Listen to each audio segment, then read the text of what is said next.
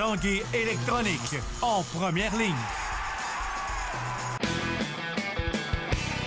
On parle de capitale au stade municipal.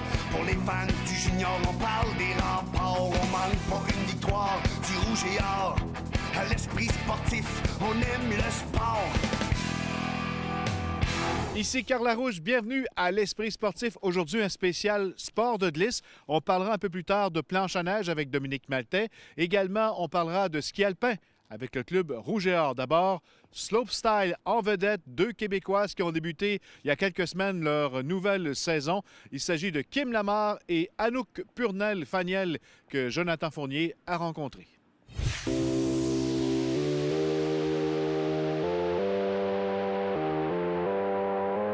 Est-ce que tu as eu des entraînements, des camps avant la toute première compétition de l'année?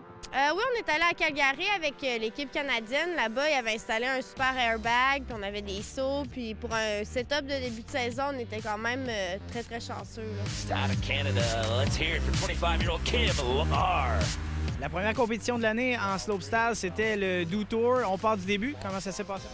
Bien, le Do Tour, ça a quand même, je dirais au début, là, ça a super bien été. On avait la qualification, puis il y avait 2 descentes pour passer directement en finale. J'ai atterri 2 grosses descentes, puis les entraîneurs étaient sûrs que j'allais aller en finale, mais le score, il n'est pas venu avec les juges. C'est un peu décevant, mais on avait une chance cette année qui appelait le Last Chance Qualifier. Puis on était 8 filles, puis la première des 8 passait en finale, puis j'ai encore atterri ma descente, puis j'ai gagné ça.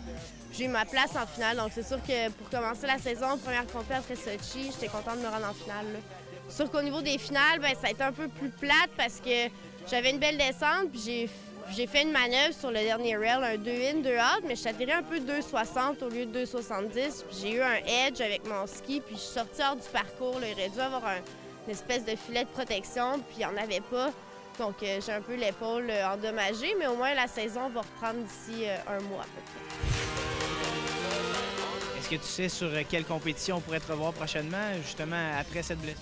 Je sais pas encore. Il y a les X-Games qui s'en viennent. C'est sûr, j'espère les faire. Puis, j'ai pas encore mis de décision. On va voir comment l'épaule va. Puis sinon, il y a les Grands Prix au mois de février, là, les Coupes du monde de la FIS. Donc, je suis sûre que je vais être dans le départ pour ça. Une autre athlète de slopestyle à mentionner, elle est également de la région de Québec. À seulement 19 ans, elle a remporté la 4e place au Do Tour. Il s'agit de Anouk Purnell-Faniel.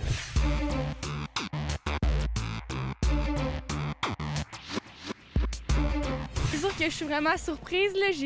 Étant donné que le Do Tour, c'est une compétition sur invitation, j'étais même pas sûre d'être invitée parce que il n'y a pas beaucoup de monde qui me connaissent. Puis là, j'ai su la veille des qualifications que j'allais avoir ma place.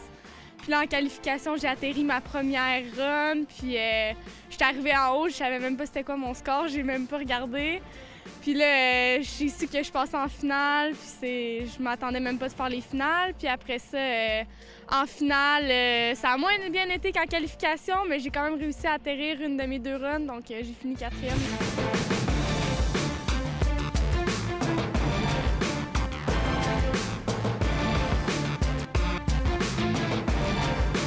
Satisfaite, mon seul objectif, c'est que je voulais atterrir une run, puis je l'ai réussi, puis le reste, j'avais même pas d'objectif de résultat.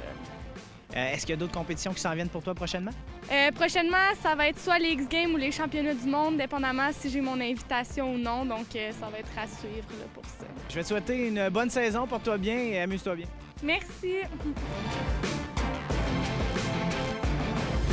Après la pause, on parle snowboard avec Dominique Maltais. On revient dans 3 minutes 30.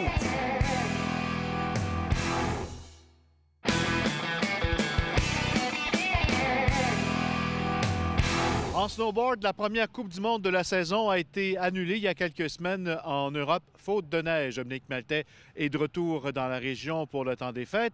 Sa première compétition, le championnat du monde, dans quelques semaines. Et nous l'avons rencontré.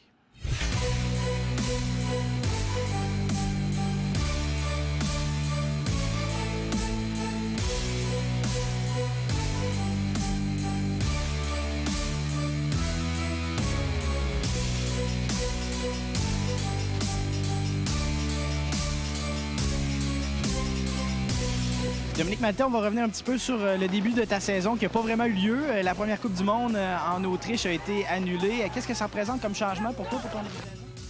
Écoute, c'est sûr qu'on va entamer le début de la saison, dans le fond, au mois de janvier, à la mi-janvier avec le championnat du monde. Dans le fond, on n'aura pas vraiment eu de course dans les jambes, donc c'est sûr que ça va être un petit peu différent, sauf que c'est la même situation pour tout le monde. C'est toujours vraiment amusant, puis c'est des belles places aussi de commencer la saison en Europe, surtout en Autriche. C'est une place que je préfère particulièrement. Un petit peu déçu de voir que l'événement en Autriche, la première Coupe du monde, était cancellée. Surtout une petite saison post-olympique comme ça, bien, on se retrouve souvent avec peu d'événements en Coupe du monde. Mais c'est pas grave, on va essayer de garder cette énergie-là pour début janvier. Et la forme de ton côté était au rendez-vous pour cette première compétition? Oui, écoute, j'ai pas trop lâché le morceau, comme on dit. Je me garde en super forme. C'est sûr que je me laisse un peu plus aller dans le sens que je pratique beaucoup d'autres sports ou je fais beaucoup plus d'activités que je me suis privée les dernières années. Mais c'est toujours bon pour la forme au bout de la ligne. La saison post-olympique, il y a moins de compétitions. T'en as combien qui t'attendent cette année?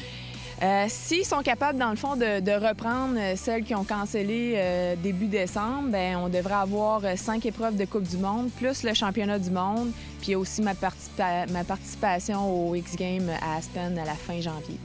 En snowboard cross, je pense qu'on ne peut pas vraiment avoir la chance de devoir compétitionner dans une compétition officielle dans les alentours du Québec. Malheureusement, écoute, j'ai rencontré dernièrement des gens chez Gestev, puis je leur disais, bon, bien, c'est quand qu'on ramène une Coupe du monde de snowboard cross à Stoneham. C'est sûr que eux, l'intérêt est toujours là, et puis, sauf que malheureusement, peut-être que je serai plus sur le circuit quand le snowboard cross va revenir ici à Québec, à Stoneham, mais on se croise les doigts pour que tout ça revienne.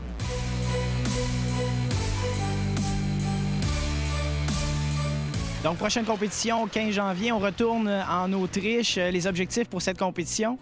Écoute, si je continue encore une année et puis je participe à des courses, c'est sûrement pas pour terminer dernière. Donc, je vais, comme je l'ai dit, puis je l'ai répété souvent les dernières années, je vais me concentrer sur le processus qui m'a amené à avoir des beaux résultats les dernières années.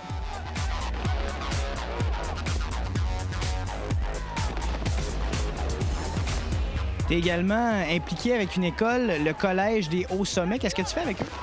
Écoute, c'est une association là, qui s'est faite récemment. J'essaie d'être ambassadrice dans plein de sujets, dont la motivation, garder les jeunes motivés, déterminés, faire du sport, garder une bonne santé et puis les faire jouer à l'extérieur. Donc présentement, c'est ça, je suis porte-parole pour le Collège des Hauts Sommets. Puis hier soir, écoute, on est allé passer une super de belle soirée sur les pistes au Mont-Sainte-Anne avec la petite neige qui tombait. Puis j'ai eu la chance justement de rencontrer certains d'entre eux. On a aussi appris que tu t'es relancé dans le hockey sur glace. Comment se porte ton coup de patin?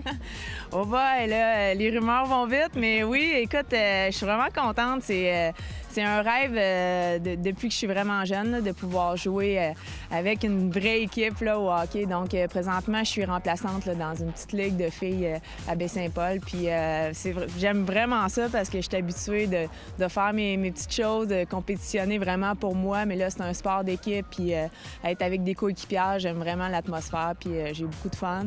Et puis, je pense que c'est bon aussi pour la forme au bout de la ligne.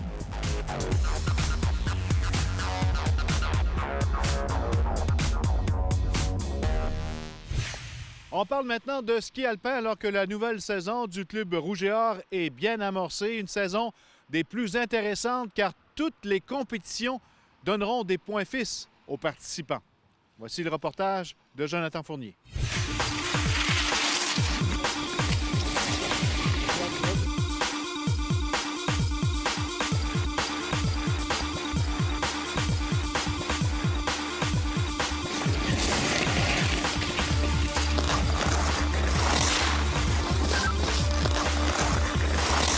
On va avoir 4 fins de semaine de course. On a la première course qui est à Stoneham, deuxième course qui est à All Z dans l'Estrie, troisième course au début mars qui était au relais, puis on finit avec la finale au Mont-Tremblant, mi-mars. Fait que nous, dans le fond, c'est sûr que c'est toujours de fin de semaine parce que, évidemment, on a des étudiants athlètes, fait qu'on peut pas le moins possible les enlever de leur cours parce qu'il faut quand même qu'ils respectent leurs horaires et puis le cours et puis le crédit. Puis ça, c'est super important. Puis dans le fond, nous, chez l'Université Laval, c'est une de nos priorités aussi. On est la seule université qui demande 12 crédits au lieu de 9 pour les autres.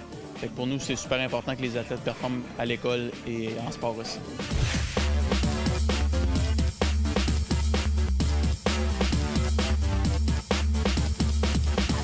On a 4 épreuves qui sont 100% sanctionnées FIS. Fait que ça, pour nous, c'est une nouveauté cette année. C'était très important. Ça fait plusieurs années qu'on se bat un peu pour l'avoir. Puis là, c'est finalement, on va s'organiser pour le garder. Fait que nous, ce que ça fait, c'est que ça monte tout notre circuit d'un cran encore. Bien, en fait, moi, j'ai été avec l'équipe nationale. J'ai pris ma retraite au printemps. Puis j'ai décidé de rentrer à l'école. Fait que pour moi, ça, c'est un gros changement. Après ça, pour la course, je pense que c'est vraiment une bonne nouvelle que ce soit sanctionné par la Fédération internationale, toutes nos courses, parce que justement, ça nous donne une chance là, de se comparer avec le monde d'ailleurs, puis les Américains, puis les gens des autres pays. Donc, je pense que c'est une belle évolution pour le circuit, puis ça promet pour les prochaines années. Dans les universités québécoises qui font partie du circuit universitaire, on a McGill, Concordia, on a les Carabins de Montréal, puis on a le Rouge et Or. 4 universités. Sauf qu'en ouvrant notre circuit FIS, ça fait qu'il y a des universités américaines qui viennent aussi. Parce que eux, si le circuit n'était pas FIS, pour eux, ça n'a aucun attrait pour eux autres.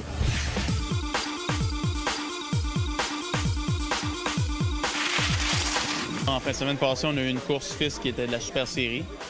Parce qu'on participe, le Rouge et Or est dans toutes les Super Séries quand même si c'est pas notre circuit premier, mais ça nous fait faire plus de départs, puis ça fait faire d'autres courses aux athlètes aussi. Pendant les fêtes, c'est off parce que l'entraînement, c'est difficile avec les stations, les fêtes, tout ça. Fait qu'on laisse aux athlètes un peu de vie sociale aussi, de s'en retourner chez eux. Puis on revient en force début janvier, du 5 au 9. On a un camp d'entraînement, toute l'équipe ensemble. Là, cette année, on va dans le coin de Val-Saint-Côme. Au niveau de l'organisation, on a un entraîneur de plus cette année, un nouveau, qui est Nicolas Tanguay, qu'on est super content. C'est un ancien du Rouge et Or. Fait que nous, on est des entraîneurs, mais qui n'ont pas passé par là. Des fois, il y a certains aspects qu'on voit différemment, mais lui, il nous amène un autre point de vue, puis ça nous permet d'être justement meilleur puis d'offrir le meilleur programme possible pour les athlètes. Voilà qui complète l'esprit sportif pour aujourd'hui. Au nom de Daniel, Jonathan, Christian, Arthur et François, et de moi-même, joyeux temps des fêtes. À la prochaine.